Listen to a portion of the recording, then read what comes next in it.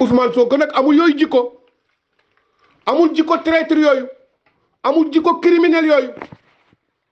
yàlla moo ko mooñ def ko nim ko def affaire sale bu la yooyu nekku si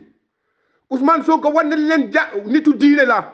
wan na leen man nit ku nu yar la wan na leen man patriote la wan na leen lii ñuy wax naan man ñii di leen wax ni leen jàng nañu jànguñu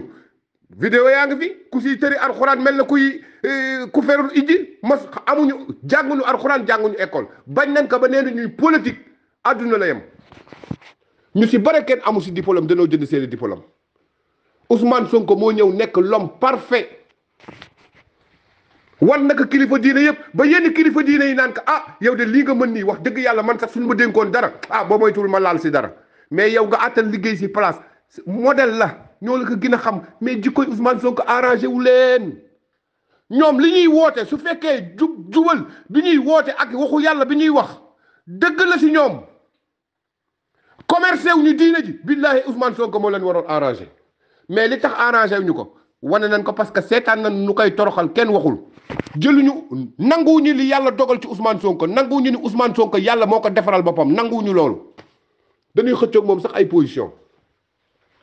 balaa muy nangu seen xalifa yi balaay booy yi dem di jébbalu si ñoom di leen bàyyi